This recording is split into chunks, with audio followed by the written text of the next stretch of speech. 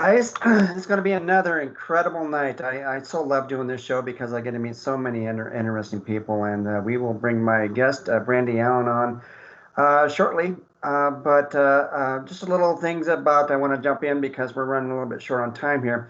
But I wanted to let you know if anybody is interested in listening to my previous shows on iHeartRadio, you can go to lifewithoutlimits.show.com. And if you want to look at my YouTube videos, you can also do that as well. And I have, oh gosh, maybe close to 40 YouTube videos that you can take a look at, and you can subscribe to my channel.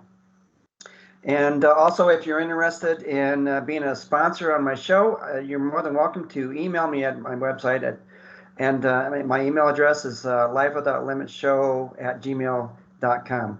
So I want to get into this. I want to get into this show and make sure that we give enough time to my guest, Brandie Allen. Hey, Brandie, thanks for coming on my show. Hi, Tom. Thank you. Yeah. Thank you for having me. All right. Before we start talking with Brandie, I need to let you know what Brandie is all about, and this is her bio.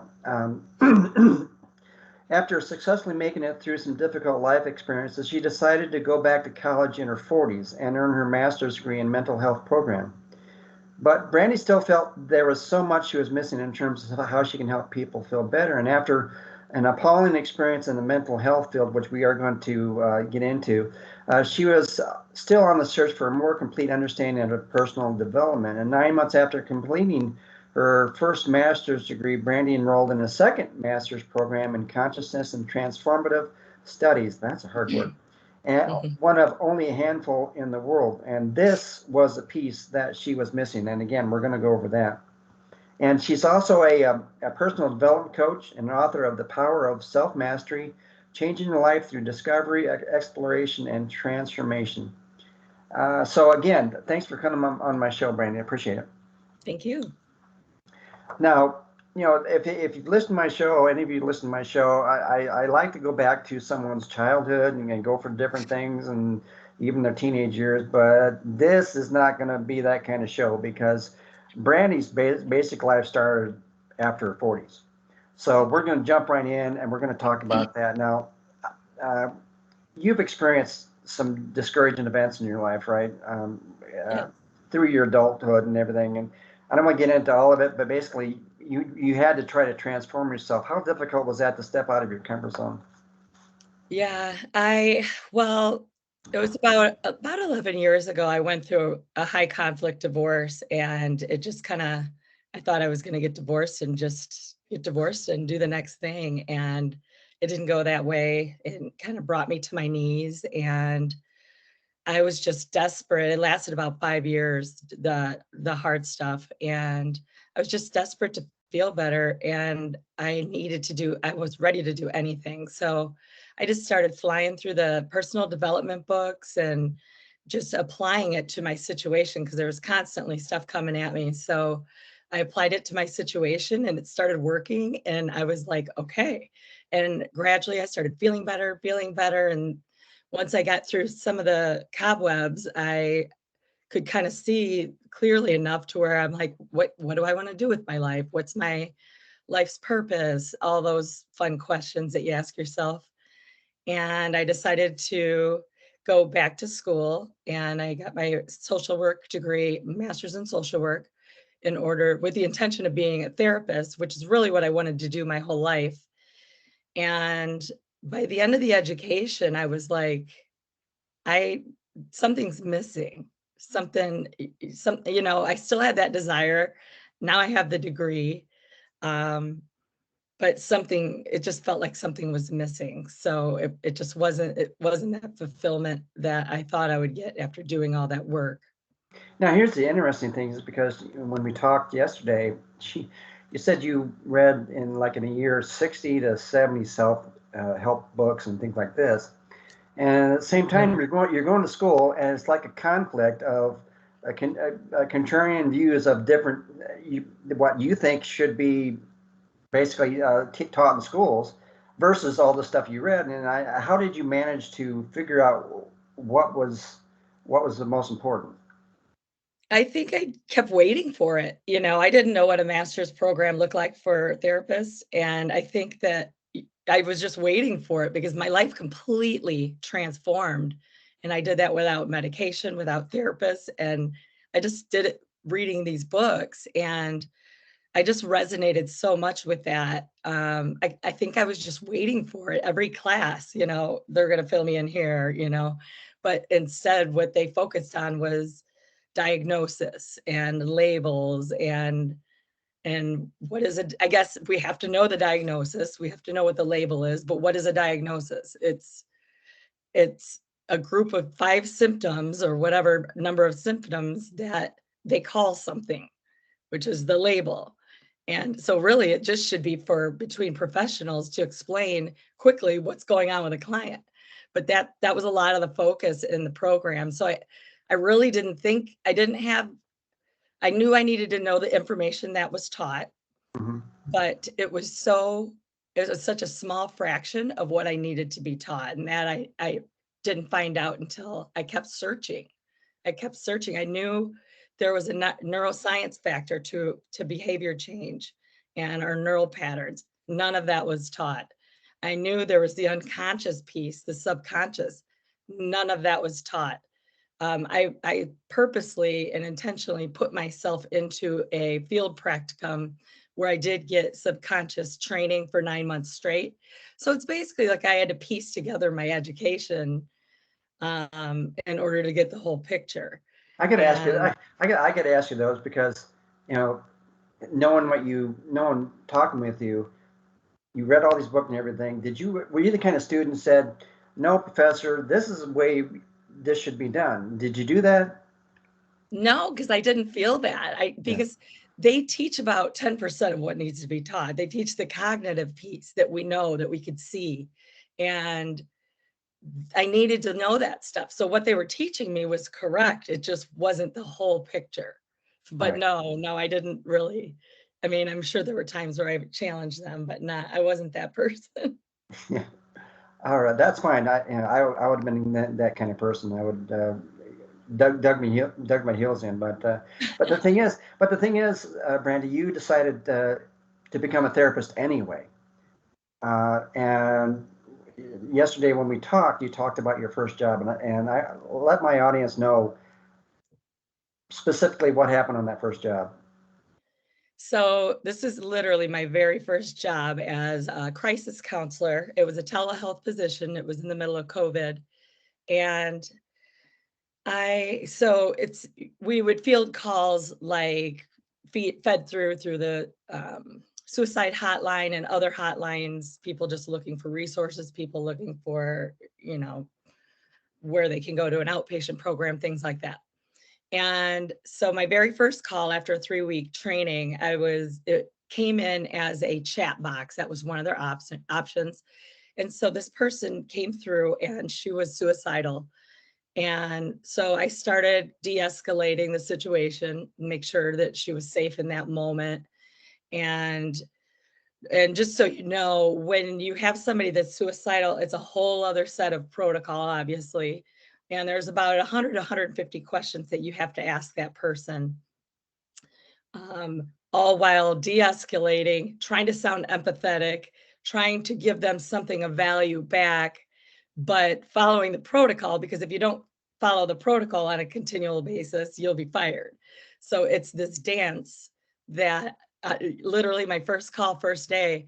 And so then I get another chat while I'm chatting with this person. And it's my manager who's monitoring the call saying I have to pick up another call. And when I said, well, I'm on one, as you can see, she said, no, it's protocol, which I don't remember from training, that you have to pick up the other one. You have to do 2 at a time. So now I'm toggling 2 calls at the same time, one of them being suicidal. I pick up the second one and they are also suicidal. And that is when I knew. So I did this for over an hour, back and forth, asking the 100 questions, 150 questions to both people. It was the most ridiculous experience of my life. I I got off the phone. eventually both calls disconnected on their own, Mhm. which is, I'll never know, Right. what happened to these two people. And I just got off the phone and I cried. I've never been under so much stress in my life. And that's my side. I'm not even the one calling and feeling bad. I Right. mean, so I was so appalled at what we had to offer them. These are two people that wanted to end their lives, and they were calling in for professional help to help them avoid that. And that's what they got. Did you kind of feel like after after those phone calls, you had to wonder if you made the right decisions to do what you're doing? Absolutely. There were so many questions going through my head at that point, and the supervisor got on the phone with me right after because she heard all of it. But the problem is, she made a choice not to intervene and not to pick up one of those calls. And she when she talked me through it, she's just like, yeah, it happens. And I was just blown away. I couldn't believe it. Like, it's not that she wasn't empathetic, but her calloused demeanor, just saying that it happens, it wasn't good enough. And I just couldn't believe that there wasn't more value placed on these two women's lives.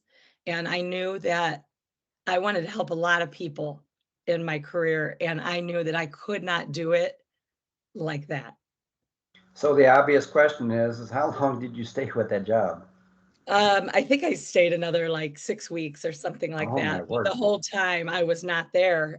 I was planning my next move because I knew in that moment it was not okay. So what was your next move then? I mean, after 6 weeks, you had to basically pivot and try to do something else.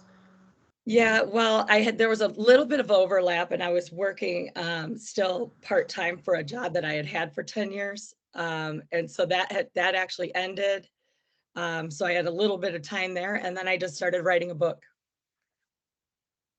Man, that's like well, the COVID was last year, so you were a pretty busy person.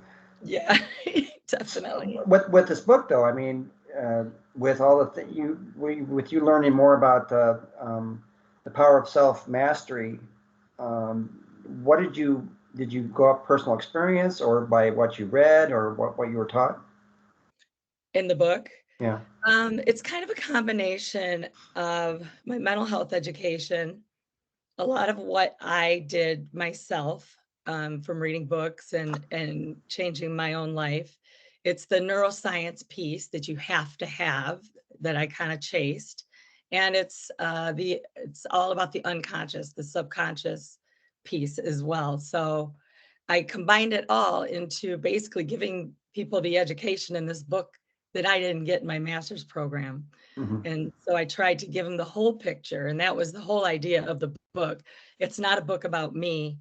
There are some of my stories in there so that you can, grasp the whatever I'm trying to tell you, whatever strategy I'm trying to tell you and how it, played out. But it's not a book about me. It's a book with the strategies that you can actually apply to whatever's going on in your life so that you can come out better on the other side. So with all the people you've talked to up to this point, you've witnessed and heard and all the struggles that people are going through. What do you say to someone who's struggling with their mental health and the first case of those two suicide callers? And what did you learn from that? How do you try to teach someone that? Well, suicide is a different category, but in general, I would say do not put the mental health system on a pedestal. You really, you hear all these things that say you have everything within, and then those phrases they get just blown over, but it really is true. And so what I would say is try everything you can. If you're not feeling results, go try something different. But you really do have a lot of you have everything. You do have everything that you need. I'm trying not to say the same thing over, Hmm. but you do have everything that you need. And a lot of it's hard to see, but if you really look in there, all you need to do is focus on yourself and master yourself, because there's all these outside things that come into our lives and we take them in as part of us, and that's what's causing half the problem or three-quarters of the problem.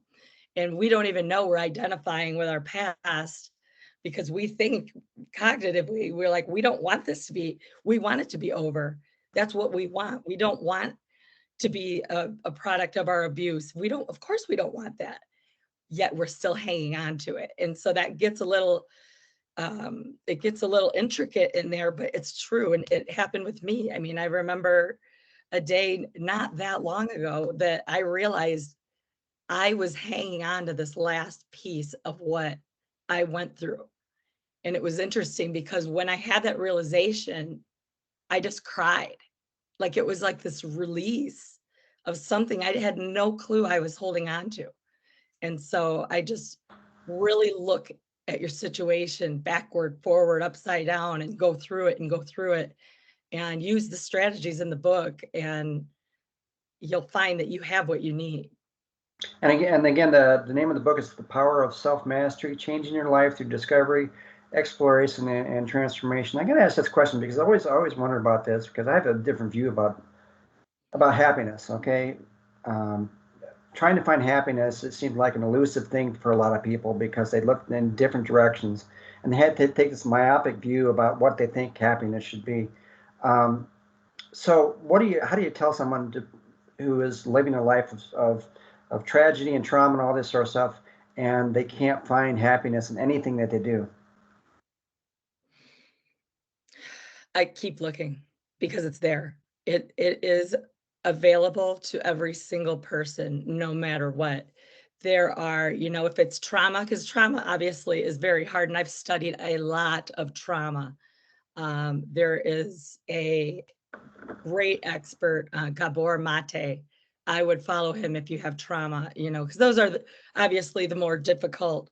But he puts it in a way that, and he's an expert on it. So, in my book, I only go so much, you can only be an expert in so many things, but I definitely recommend him in my book as well, because as many people as I can get that expert out to, the better. But in general, don't stop trying.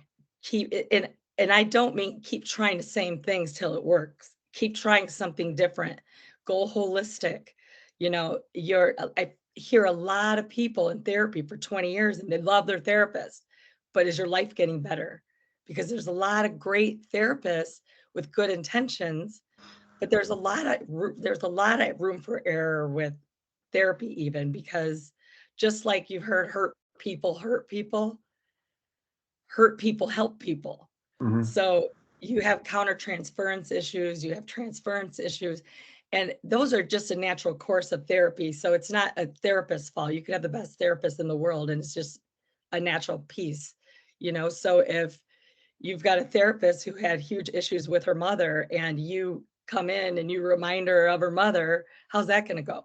Mm-hmm. So there's a lot to it. It's not as simple as people make it seem. And I am certainly not trying to simplify by saying you have everything within, because I hate that phrase, but Mm-hmm. it really is true.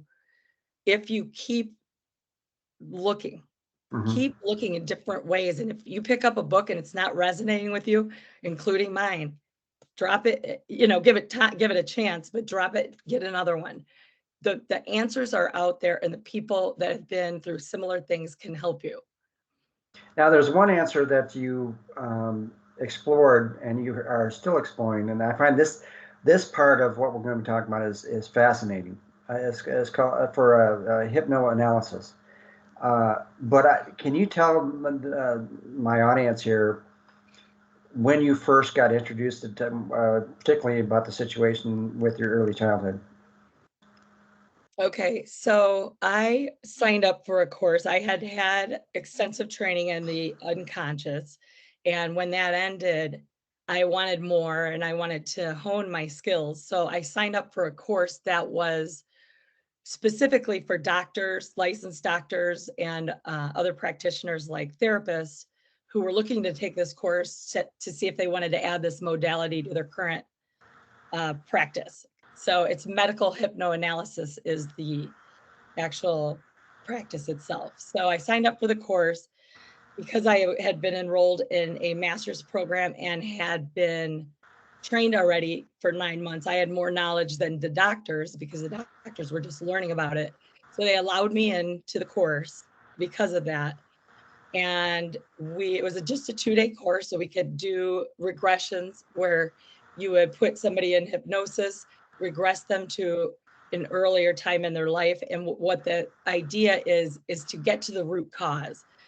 So when you come into a therapist at age 30 or whatever, and you say, you know, I have this, I have panic attacks because of this or whatever this is what you think the problem is. But this is being triggered by the root cause. And that's always the case because the root cause always comes from age 0 to somewhere around like 7 or 8. There's always something, whether you're cognitive, like whether you know about it or not. In my case, I did not know about it. And so I'm in this course and I'm being in a demonstration. I'm laying down on the couch being regressed by the president of the American Academy of Hypnoanalysis. And she's got 35 years of experience. She's doing all the protocol the same way I was taught, felt very comfortable with her. And she takes me to a couple times in my life to my, I was like 4, then that wasn't it, 3, 2. And she took me to 3 months old. And I was laying in a crib crying. Nobody was coming. It was dark out. And then all of a sudden I see my brother who's 4. And now I'm being smothered. So I can't breathe. And I'm telling you, I felt every single bit of this memory. I could not believe the physiological responses I was having. I was choking, gasping for air. I felt the weight it went from my ankles all the way up my body to my chest.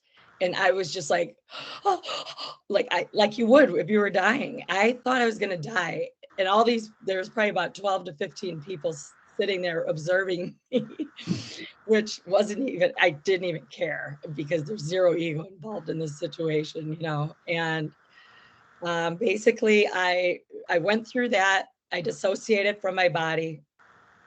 So dissociation is your brain's way of letting you compartmentalize the trauma and leave it because it's so traumatic. And so I was able to do that. And it was interesting because I could navigate back and forth between the trauma and the room. And as a practitioner, she was actually guiding me in and out to have breaks from that trauma.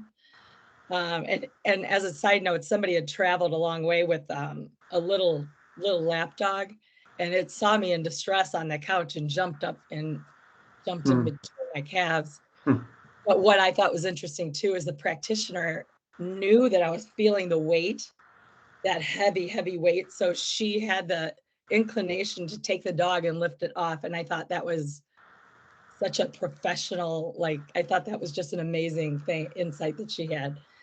Anyway, so all that happened and I finally came out of it and excuse me. So how it ended was I was being smothered.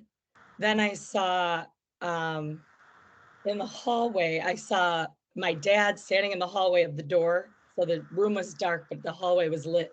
And I saw him standing there and all of a sudden it stopped.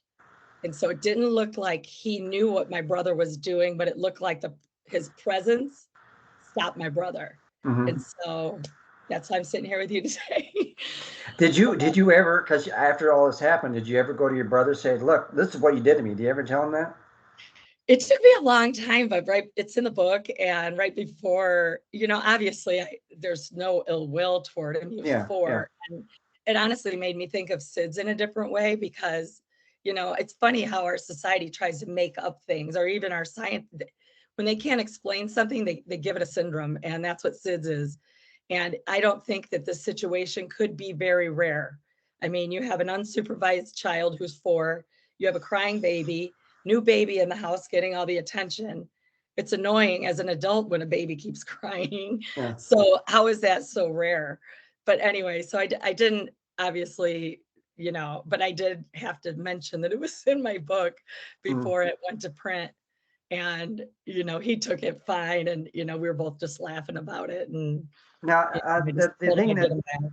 sorry about interrupting you, but here's what I find interesting is because you talked about you're immersed in this memory and everything like this, but at the same time you can hear what's going on.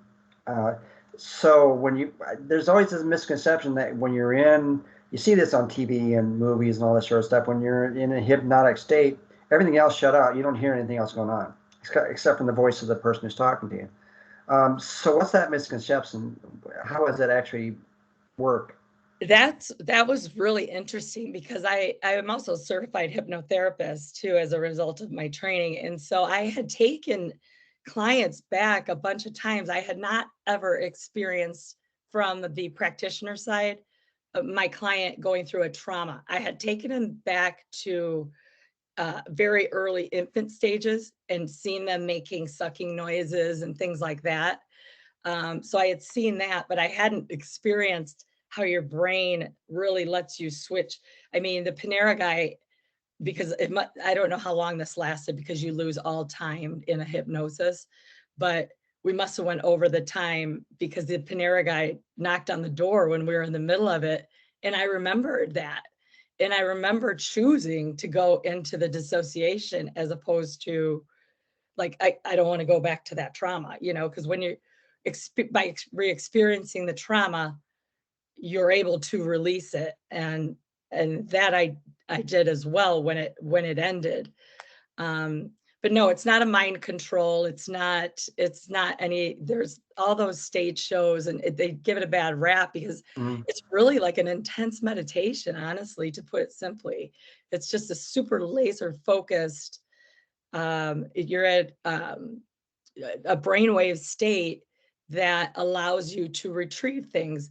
Like in meditation, you can get insights and answers and things like that. But this is at a different level, obviously, but along the same lines. And so when that ended, I sat there kind of in disbelief, just processing it. And, she was just giving me a minute. And so within me, I just started like breathing heavily and it would just started increasing and increasing in intensity. And the only thing I can compare it to would be like Bruce Banner and the Hulk when he turns Mm-hmm. into the Hulk, Yeah. identical. And so all this rage was bubbling up in me. And I had also seen that because I was trained in this also, but I had never experienced it myself where you let go of all the anger or whatever's in you by beating on a pillow or whatever they have you do. So I recognized this protocol and she kind of gave me permission to do that.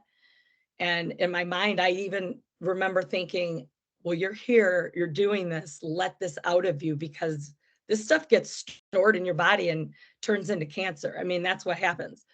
And so I'm like, let this baby go. This is why we're here, And the rage that I let out, I cannot even explain to you. I feel sorry for the people in the room to this day.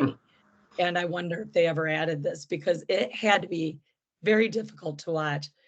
And there were three of those. There were three of those anger releases. And the last one had some profanities in there too.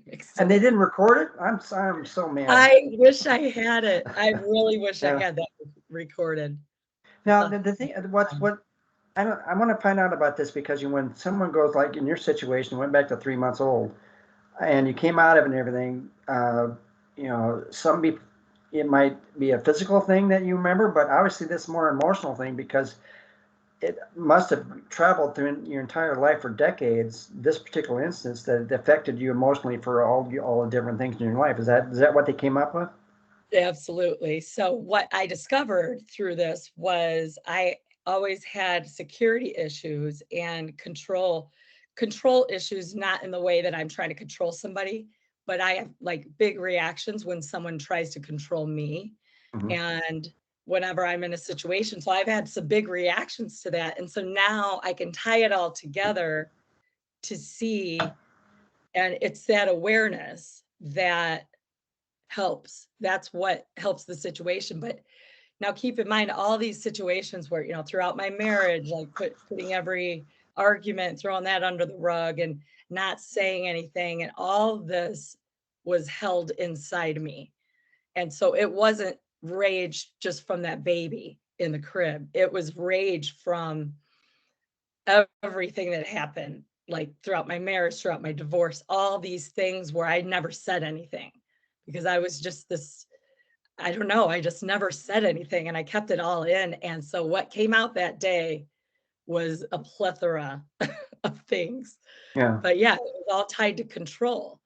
Now, what would have happened if I would have went to a therapist, if I had gone, say I had gone to a therapist who had the same mental health education as I did. I had the same one that everybody does. And I had these control issues and say they were, higher than they were or more extreme than they were. Then, I mean, I could have literally been put in an institution, you know what I mean? Like they could have diagnosed me with a label, paranoid personality disorder, and Hmm. it all would have been based on nothing. And so it's that unconscious piece that's not being taught to therapists, and that's 90% of how we operate. Hmm. So you could see why I'm appalled. I mean, that's just one small example of how I could have been, diagnosed with this. I could have been given medication to help it out, like very easily. If I've never been in therapy or in the mental health system myself, but if I was, easily I could have ended up medicated. Yeah, oh, it just blows my mind. But I just happen to be someone that did not happen to, but Hmm. it's happening all over the globe. So basically, you didn't turn into the Hulk and have your face turn green and everything like that, right? No, I Yeah. didn't turn green. That was about it though. Yeah. But do you think I've been looking up after talking to you yesterday about hypnosis and looking at the misconceptions. What are some of the misconceptions people have about hypnosis? Mind control is a big one. And that you can get up and, balk like a chicken, or, I had that stuff in high school at the assemblies and things like that. But we all go through hypnosis minimum twice a day. So on your way to sleep and on your way waking up. So it's that middle state between you're totally asleep and you're totally awake. So you pass through it twice a day. So people think they don't know what it is. And that's all because of these stage shows. They have given it a different meaning, much like everything in our society gets a different meaning than what it really is. And it's unfortunate because now I will say this, to re-experience this trauma, I would not recommend. I don't regret it, but I believe that there are other hypnosis modalities that where you can access a trauma and look on from like the side of the room, or I'm not really familiar. I've done a couple of them, but my thing was already done. So I'm not going to benefit from that. But experiencing it again wouldn't be if there's another choice, I'd go with the other choice to see if that helps. And if it doesn't, then maybe do it, because like I said, I don't regret it. There's not a whole lot of other ways I could have ever figured out something that happened to me when I was 3. Mhm. So I'm grateful for the experience, but man, it was hard to go through. It was scary. So But what's the goal then? I mean, when you go through the hypnosis after you find out what the issue was, what's the goal for anybody who goes through this to move on? well, number one, it is the anger release, which in my case, if there is an anger, then it's tying the dots. It's connecting the dots of your life, because now I have a sensitivity towards something trying to control me, or something looking like it's appearing to control me.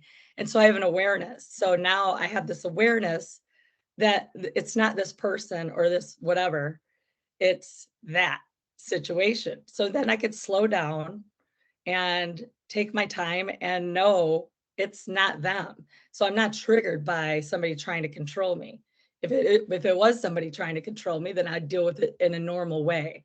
Whereas before I'd have, a more extreme reaction thinking it was all about this situation. So it's all about kind of having that awareness, slowing down and having a different reaction. Now, you hear this a lot, people who want to stop smoking, they go through hypnosis and they say, this is your trigger. Once you experience a trigger, then you won't smoke. And is that true or not true, or how's that work? Well, there's different chemicals that it used to be very effective, but there's different chemicals now in cigarettes and have been for quite some time that keep you more addicted. Hmm. And so that's kind of making it a little bit harder where it used to be like easy to fix smokers and things like that. But a lot of it has to do with um, your neural networks and behavior is neuroscience. So if you can understand how that works, you can change your habits. And so that when we want to change our behavior, which is half of what we think is wrong with us, how is that not taught in the mental health system? Right. So if Yeah. you can understand how that works, you can change your behavior, whether it's cigarettes, alcohol, or because you really, and again, you hear all of these phrases that are constantly used like, it's a choice. It's so condescending for someone to say, you could just stop drinking alcohol, you could stop smoking. It's a choice. Hmm. Yeah, it's a choice, but it's hard because it's wired into your brain. So when you have the understanding of how your brain works, then you can change the habit and make the choice. But just by saying it's a choice, it's not doing anybody any favors because it's condescending and a little triggering, most likely.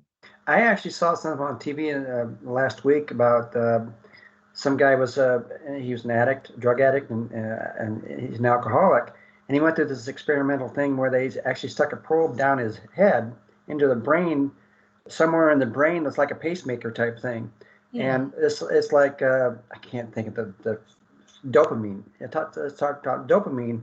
Yeah. And once he had this feeling that there might be something coming up, that little trigger in there would stop him from having that issue. But obviously, you're talking about behavior because once you get used to it, regardless whether dopamine is helping you out or not, you still have to battle that. Right, and dopamine is a huge part of the equation, good and bad. Yeah, So it gives you the hit of dopamine, which is the feel good chemical that it motivates you to do more. So it works good and bad. right. Well, we have a few more minutes. I want to ask this question. I always ask this question from people. You've had like different chapters in your life, and your chapter started a little bit later, but you've been able to pivot into something entirely different where you're helping other people. If you could talk to yourself back then when you were at your crossroads of your life, what would you tell yourself? Oh man, so much. Yeah. It gets better. Oh my God, it gets so much better. I think that for me, I was about 40 years old when all this was going down, and your mind has been working a certain way your whole entire life, so you are limited in that way. And so I think the one thing I would say is to expand your mind, open your mind to any possibility. Because, for example, I was in a small town when I went through all this in the beginning, and I was living in a duplex that I had moved into. And in my mind, I'm thinking, like, from an investment standpoint, okay, so I'll just buy the duplex next to me and they'll basically pay the mortgage for the whole thing, and that's great investment, right? So I think it's a smart move, except I didn't want to live in that town and I didn't want to live anywhere near there. And what if I went and lived on an island? I mean, there are so many different things that you can do, and that limitation is not your friend. So it took me about 6 months to even think, like, maybe I'll move to the suburbs, and that's just one small thing. But expand your mind. Your situation is not you. It's just something that's going on. And if you can look at it through lessons, like, what am I here to learn from this? Then you build up and you get stronger and stronger and stronger until I literally feel like I'm invincible now. I mean, I really, when I see a challenge, I look for the lesson in it.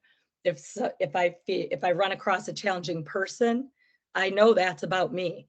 I'm having a negative emotion, even though this person is here. But why am I having a negative emotion? Because I'm solid. And now I know that. So if I'm feeling a negative emotion, there's something unresolved. And so I look at that. And so that's how I operate. And so I would just say it definitely gets better, and open your mind and keep moving, because it's a hard thing, and it's hard to see your way out. All right, I have just about 30 seconds to maybe a minute here, but how can people buy your book?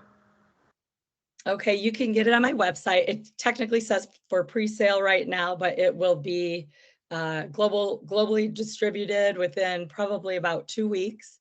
And you can go on my website, and that's thepowerofselfmastery.com.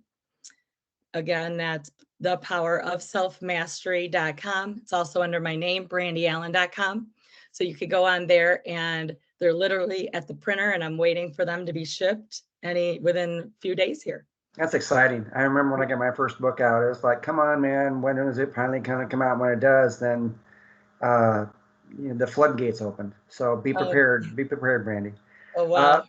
By the way, when you say Brandie, it's Brandie. Make Yes, sure you're thank saying you. it. Yeah, because people misspell names all the time.